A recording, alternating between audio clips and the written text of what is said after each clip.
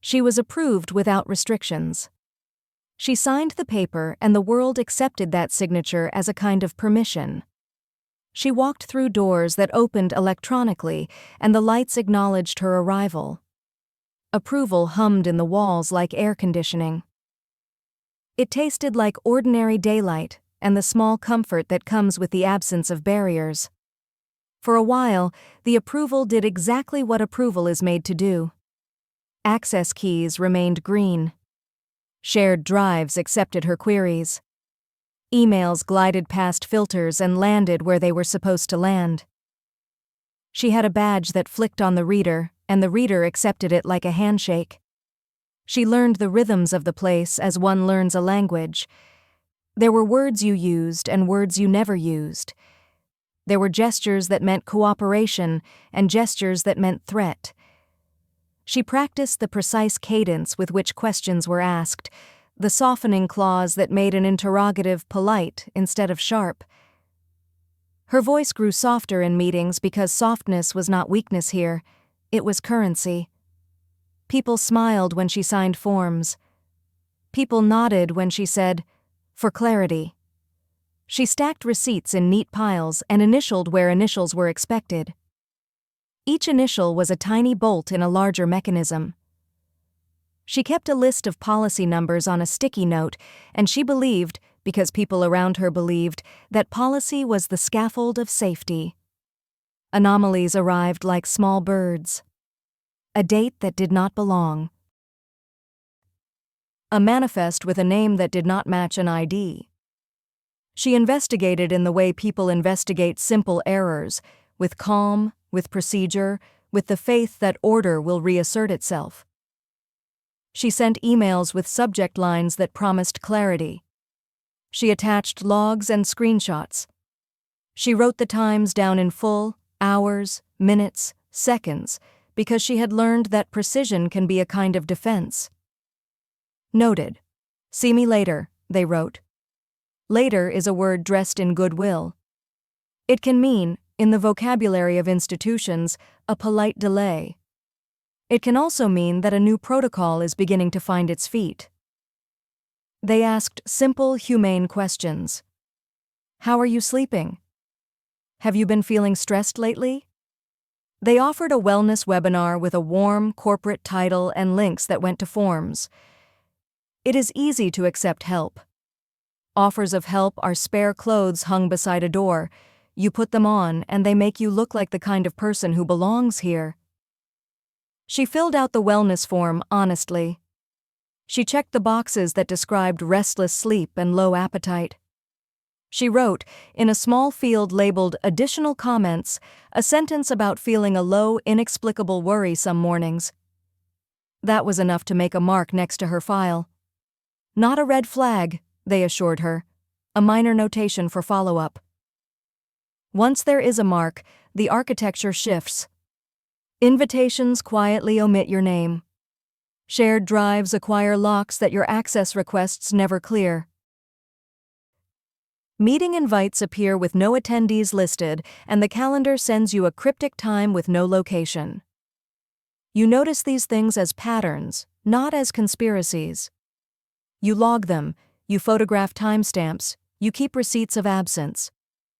She continued to be polite. She continued to sign. She continued to file tickets with dry subject lines. Politeness has a power that is often underestimated. It buys time. It makes the machinery of exclusion feel, for a moment, like an administrative quirk instead of a strategy. Then they closed a layer she hadn't noticed. Her badge still glowed green, but the systems behind the green had begun to measure something new. It was not about access anymore, it was about authorization. Authorization is a finer instrument than approval. It is not the broad stamp that says you may enter. It is the whisper that asks you to justify what you will do once you are inside. They sent an email labeled, Authorization Required. The subject line carried a gravity the approvals never had. It requested an explanation of recent access requests, the purpose for each, the stakeholders involved. It asked for corroborating documents and a list of contacts. It asked for references. It asked, politely, whether there had been any changes in her circumstances that might explain recent anomalies. She prepared the packet. She printed logs and highlighted lines. She created a table with columns labeled Date, Action, Reason, Stakeholders. She wrote Routine Maintenance and Project Coordination and Follow-up where the categories fit. She attached screenshots with timestamps. She asked 2 colleagues for written confirmation of shared tasks and added their replies. The packet looked like obedience. It read like proof of harmlessness. She uploaded it and watched the blue progress bar crawl. The system acknowledged receipt. A week passed. Another notice arrived. Additional information required. They wanted clarity about a single IP address and why a certain query had been run after hours. The wording was delicate, its intent was not. She explained. She wrote that she had been troubleshooting a server-side script with a contract vendor. She attached the vendor's invoice and the email thread. She noted the time zone differences and the fact that the vendor worked evenings. The response was patient. Please provide written acknowledgement from the vendor verifying the access. She asked the vendor. The vendor replied and attached a 3-sentence confirmation. She forwarded it. There was a delay. Delays are instruments. They read the patience of the person waiting. She waited because waiting seemed, in the calculus of survival, wiser than protesting. When the answer came, it came with constraints. She was approved to continue, but only for a limited scope. Access would be segmented into specific tasks. Certain queries would require a simultaneous authorization request. The approval, once broad and balmy, had been carved into fragments. She adjusted to the new rhythm. Every workflow required a short memo. Every after-hours query required a pre-approved exception form. There were additional audits, gentle but exacting. Authorization became an extra choreography layered onto her day. The curious thing about added choreography is how it reveals the anatomy of control. You learn where the pivots are. You learn which doors are merely cosmetic and which are controlled by people who keep lists. You learn the names of committees that exist to approve the naming of other committees. At first, she viewed the constraints as temporary. They read like a correction. She complied. She wrote memos that began, "For authorization," and she kept copies. She stacked approvals as if they were talismans. But new constraints tend to breed new exceptions. If a process is introduced to reduce risk, the ecosystem around that process invents niches where risk can hide. She watched permissions shift like the tectonics of a very orderly planet. An access route closed and another, previously invisible, opened. She found she could do the work, but only after she had shown the right paper, at the right time, in the right form. A colleague named Mara began to ask questions that were small and careful. Mara asked whether certain datasets were still necessary. Mara suggested consolidations and offered to help streamline. Help arrives in harmless packages. Mara's calendar invites came with a note. No pressure, just exploring options. Mara would sit across from her and make notes in a neat hand. Mara's notes began to appear in audit trails. A small line, "Recommended review," appeared beside a dataset, and the next day, the dataset required authorization for access. It was executed with the economy of a procedure. She had never intended to be a focus. She had not wished to be watched. But being watched is not always an act. It often begins as an interest that grows into a process. She started to notice the texture of her own movements. She would pause before clicking into a folder. She would draft 3 variations of an authorization memo before choosing the one that made her seem most efficient and least curious. Her hands learned the economy of options. She trimmed her language so that there was no room for misinterpretation. Authorization does something else it is hard to see at first. It trains you to narrate your own harmlessness. You learn to preface requests with reminders of who benefits. You write sentences like, "This action supports compliance and mitigates downtime." You make your motives legible. The cumulative effect is quieting. Weeks folded into months. Her interactions multiplied and each one bore the imprimatur of process. She received an invitation to a safety review in a room that smelled faintly of lemon cleanser and recycled paper. She explained the technical reasons for an access request, and the committee asked for a mitigation plan. She wrote the mitigation plan with the precision of someone who has learned to live within margins. An incident, small, contained, a result of a script error, became a narrative that required her testimony. She wrote an account of the event, step by step, like a ritual. She documented timestamps and control responses and the exact sequence of alarms. She felt watched as she wrote because, in truth, she was watched. Cameras and logs and people with fresh notebooks recorded her. The committee accepted her account and recommended additional oversight. Additional oversight included a series of spot checks and a new approval matrix. It meant that one-day windows became the rule for certain tasks. It meant that a manager 2 levels up now had to co-sign for queries that once required nothing more than a passing note. The system did not accuse her of wrongdoing. Instead, it rearranged the architecture around her until her actions fit a smaller box. She adapted. She wrote memos that anticipated objections. She copied legal and compliance on everything that smelled like risk. Habits of defense became habits of practice. But the human body remembers other temporalities. She started to wake before dawn with a feeling in her chest she could not name. It was not panic exactly, it was the suspended sensation of being prepared for a question that had not yet been asked. At lunch, she ate slowly because eating quickly might suggest agitation. She practiced breathing exercises from the wellness webinars, and she recorded her mood in a small app that asked her to rate stress from 1 to 10. Then an email arrived with the subject line, "Authorization Escalation."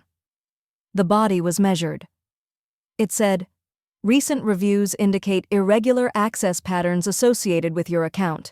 In order to maintain system integrity, we require an elevated authorization interview." The interview would be with a panel and it would be recorded. She prepared once more. She rehearsed answers about process, about stakeholders, about the innocuous nature of the work. She practiced the cadence that made technical explanations sound like policy compliance. She printed her logs and pulled the vendor confirmations again. She scheduled a time when her manager could be present as corroboration. The panel arrived with pleasant faces and clipped questions. One asked about her rationale for an after-hours query. Another asked whether she had shared credentials or had logged in from unusual locations. She answered each question with the neatness of a person reciting a ritual she had practiced many times. The recording captured the soft rustle as she arranged her papers. After the interview, they thanked her for her transparency and told her the committee would deliberate. She left the room with a paper cup of coffee that was too hot and scalded her tongue. The sting of the scald felt almost like a punctuation. The decision, when it arrived, contained both mercy and limits. She was authorized to continue but within a narrower remit. For certain datasets, she would require a 2-step approval, manager plus compliance. For vendor interactions, she would need a written contract addendum. It read like a lesson in humility and logistics. She considered leaving. She imagined handing in her badge, the small weight of it in her palm, and stepping into the city where doors did not require justification. But leaving is a decision that requires a map. Bills exist, loyalties exist, the rent accumulates like a quiet weather. She stayed and learned the new scripts. Survival, she understood, is often the capacity to make oneself legible to systems that were not designed with you in mind. The more she complied, the more the constraints refined themselves into norms. New hires learned that certain questions required pre-authorization. Trainings were updated to include the new matrix. She watched the institution weave these restrictions into the fabric of its operations until they looked, from a distance, inevitable. Authorization, she discovered, is not a single act. It is a grammar that shapes what can be spoken and what must remain quiet. It is a choreography that teaches bodies how to move so they do not disturb the delicate balance. It is a way of folding the world into compartments that feel tidy and therefore safe. Once, late at night, she found a note tucked into her drawer. It was small, single-sheet paper with a blue inked line. Watch the corners where people make exceptions. There was no signature. It might have been a kindness. It might have been a warning. That sentence folded into her like a memory. She began to patrol her own corners. She would not create exceptions casually. If someone asked her to bypass a step because time was short, she would ask for a manager sign-off. The habit of asking for permission became, perversely, a safety. Months later, a new directive reclassified certain records as sensitive. Access to them required quarterly reauthorization and a security briefing. She signed up for the briefing and sat in a fluorescent-lit room with other people who signed carefully and listened politely. The briefing was thorough, and the trainer wore a suit with a lapel pin. She left the room with a certificate and an updated badge. The certificate felt like a small fortress. Still, there were times when she found herself explaining, for the 100th time, that her work was routine. She learned a new language of reassurance. "This is part of maintenance," she would say. "This is in accordance with the project plan." She rehearsed phrases until they were smooth. Once, at a staff meeting, a senior partner asked whether increased oversight had affected productivity. People nodded and mentioned metrics and compliance scores. She said softly that the work felt safer. Some smiled and agreed, and others looked at their phones. Safety can be a matter of perspective. Over time, authorization created new economies. Managers who could expedite approvals found themselves in demand. A simple "approved" from the right desk moved faster than a packet of logs. People learned to cultivate relationships with the correct signatories because relationships were the grease that oil systems required. She kept her head down and cultivated clarity. She created a checklist that she carried in her bag: contacts, vendor confirmations, timestamps. The checklist became an amulet. It was not glamorous, it was practical. It let her sleep for a night or two without waking to the sensation that a new requirement had been added. And still, there were edges she could not anticipate. A junior analyst, enthusiastic and well-meaning, copied her on a chain that contained an offhand remark. The remark was not actionable. But someone above noticed the tone and asked for clarification. The clarification required yet another authorization because it involved a dataset briefly mentioned in the note. The net tightened by degrees that felt almost mathematical. There were moments of absurdity that functioned like a pressure valve. Once, she received a compliance request about the font used in a public-facing document. The font, someone claimed, did not align with a newly revised accessibility standard. She became part of a committee that tested fonts on screen readers and created a small report. The report was serious and exacting, and, at the end of it, someone thanked everyone for their diligence. The font was changed. Such moments reminded her of the complexity of systems. They are made of many small, earnest acts. Authorization is, in many ways, an expression of care, or at least of the desire to be careful. But care and containment can be siblings. Policies intended to prevent harm can, in practice, prevent movement. One winter evening, she received a message from an old friend, a note that read simply, "Do you still have the badge?" The simplicity of the question made her think of a stream she had once waded in as a child, cold water around her ankles and no rules at all. She hesitated. She wrote back, "Yes, I do." The friend replied with a link to an article about organizations that had turned processes into prisons. He added, in a separate line, "There are ways to work differently." The message unsettled her. It made visible a possibility she had not allowed herself to name. She began to dream, in small ways, of different vocabularies. What if authorization were done with trust instead of layers? What if exceptions were treated as conversations and not as infractions? She found herself sketching a proposal in the margins of a notebook. Layered authorization with human-led contextual review. The proposal read like a wish and a map. She circulated it to 2 colleagues who had been generous in the past. One replied with encouragement and logistical notes. The other replied with a careful set of questions about compliance risk. The exercise taught her something. Systems are not beasts. They are conversations that gain inertia. A month later, a small pilot rolled out, an experiment that allowed certain vetted teams to request a contextual review in place of stepwise approvals. She applied, and her proposal was accepted into the pilot. For the first time in a long time, she experienced a kind of procedural generosity. The pilot required that exceptions be explained in a short call, rather than by forms alone. A human on the other end would listen, and then sign off. The calls were slow at first, and then they found a rhythm.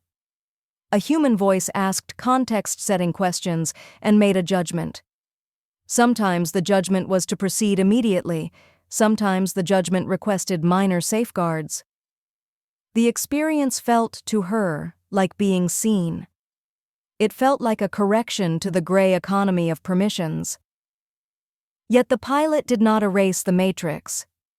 It existed alongside the forms and the 2-step approvals. The old machinery hummed in the background like a well-oiled skeleton. She realized the world rarely replaces a system in a single motion. It tends to layer one grammar over another until the language becomes rich and contradictory. She learned to inhabit both languages. She could write a memo and she could pick up the phone. She could present a table of logs, and she could tell a colleague in plain terms what she needed. The dual competency made her nimble. It made her a translator between paperwork and personhood. People began to consult her on process design. They asked how to make authorization feel less like a cage and more like a scaffold.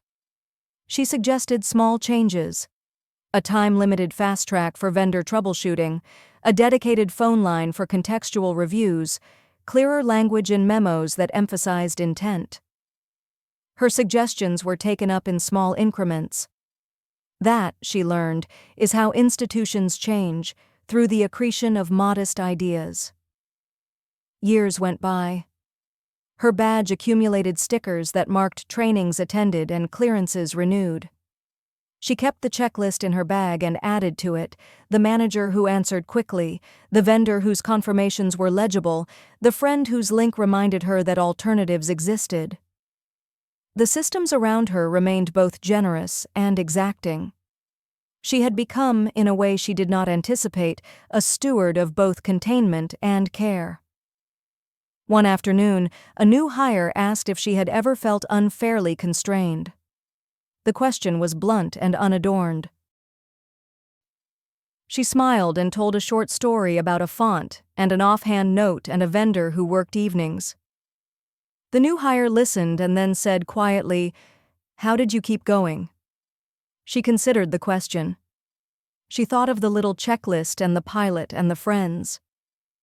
She said simply, "I learned to make my work legible and my needs human." There was, in that sentence, a complicated truth. Authorization had demanded that she account for her actions. That demand had narrowed her movements and widened her care. It had taught her to slow down in order to be heard. It had taught her what to keep and what to let go. Sometimes, late at night, she would take the badge out and hold it in her palm.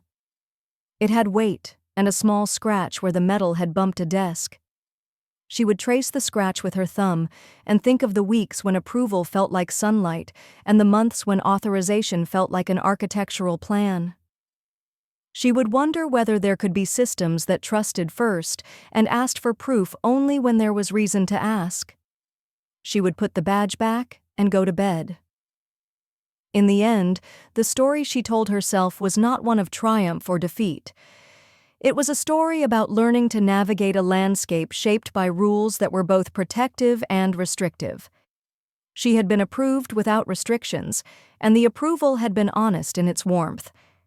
Then she needed authorization, and the authorization refined her life into smaller, measurable acts. Both things were true. Both were part of the same history of being legible to other people. She kept writing memos. She kept making lists. She kept the small human practices, lunches with friends, notes tucked into drawers, that made bureaucratic life bearable. She taught new hires how to project intent clearly.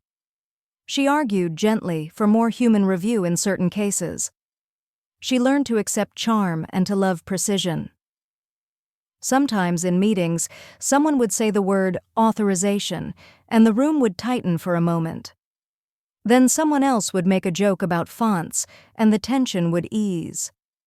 Laughter, she realized, was a kind of release valve for institutions. It reminded people that systems were composed of people, not abstractions. Years after the first approval, she came to understand that institutions are not monoliths. They are stuttered and patchwork.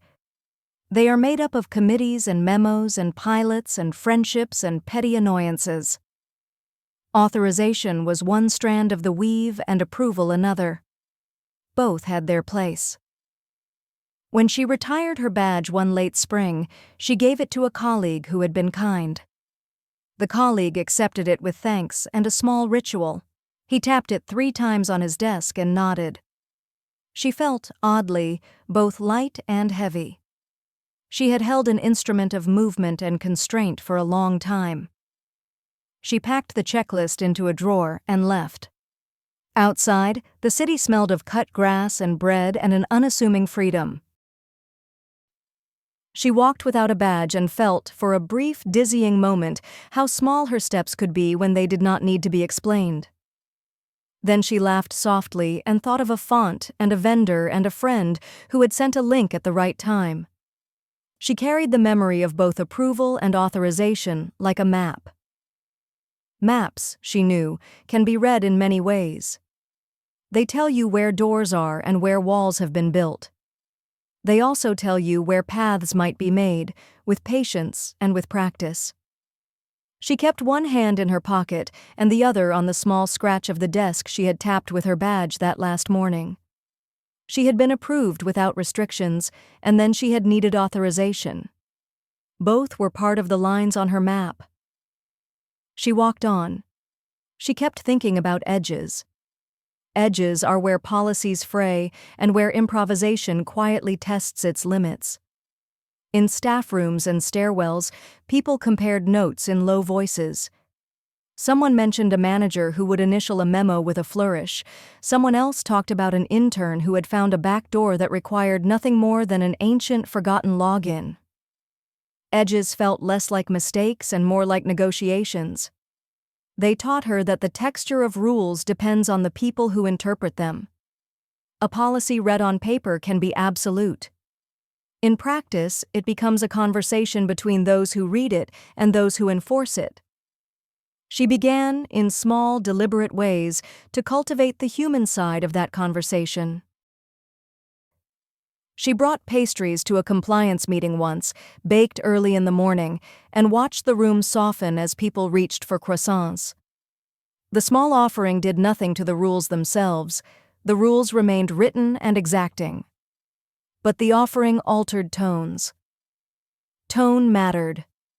A request framed as curiosity moved faster than a request framed as accusation. A note that included an acknowledgement of compliance burdens read more like a partner than a supplicant. She learned to write the burdens into her memos, to show that she understood the weight of the process and asked for nothing more than to move forward with care. At times she grew weary of the meta-work, the explaining, the saving of receipts, the careful trimming of language. There were evenings when she wanted simply to fix a problem and go home. But the work of authorization required patience as a kind of craft. She practiced it until the act of accounting for her actions became, oddly, an art. She started keeping a small journal of examples, moments when authorization had prevented a mistake, and moments when it had delayed a solution until the delay itself became the hazard. The journal read like a ledger of trade-offs. She used it in meetings to show how context, not only boxes, might produce better outcomes. People listened because she came with evidence rather than complaint. Her proposals shifted culture not by overturning policy, but by nudging practice. She argued for a practice she called principled exceptions, a structured conversation attached to any request that would otherwise be denied for lack of precedent. The conversation would demand a short oral justification and a mitigation sketch. Sometimes that was enough. A human heard a rationale and said yes. That yes carried with it the dignity of being seen. It did not always work. A few times, she watched an earnest plea fold beneath an avalanche of legalese. A vendor's poorly written contract sank a request. A miscommunication about time zones ballooned into an additional audit. Still, incremental wins accumulated. Outside the walls, life continued with urgencies of its own.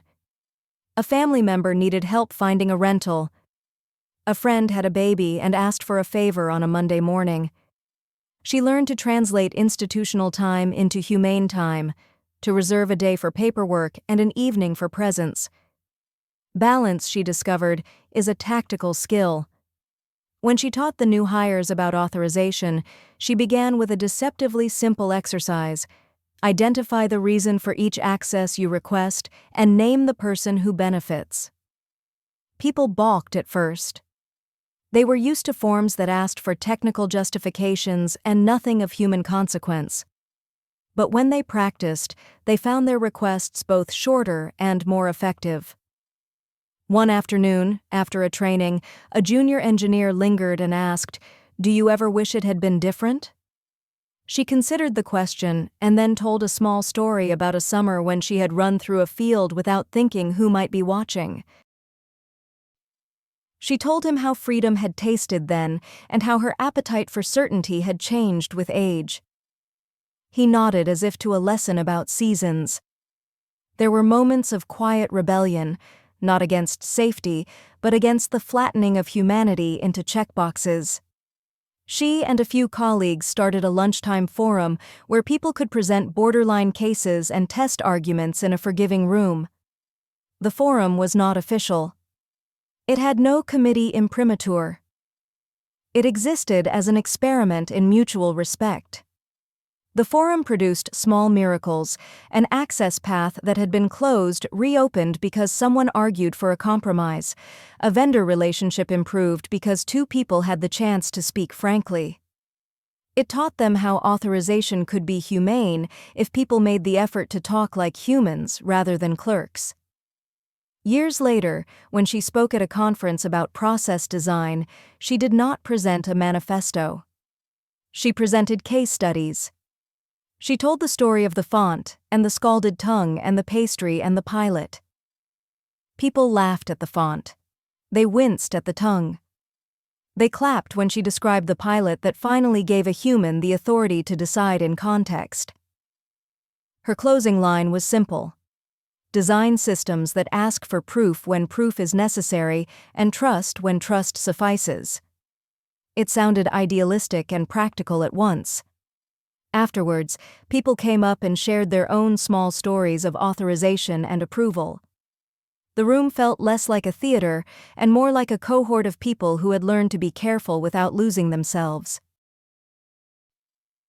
On an ordinary morning, she watched a trainee make a request with the exact phrasing she taught. The request began with the human element, then showed the data, then proposed mitigations. The signatory read it, picked up the phone, and in 5 minutes gave a yes. The trainee smiled in a small, private way. That smile, to her, was the real currency of change. She understood now that approval without restriction is a gift, and authorization is a craft. One promises ease, the other, safety, with accountability. Living between the two required patience, persuasion, and a relentless attention to the small mechanics of how people ask and answer. She kept her checklist in her bag and the small journal in a drawer. She continued to teach, to bake pastries on occasion, and to advocate for systems that remembered the human being beneath the badge. In the end, her life inside the institution felt less like a sentence and more like a composition. There were measures and rests, tensions and releases. Approval had opened the score. Authorization had asked her to play the notes with intention. She learned to listen to every small instruction and to make room for the people who would one day follow. And when the young asked her for advice, she said simply, "Make your work legible. Make your needs human. Keep asking why."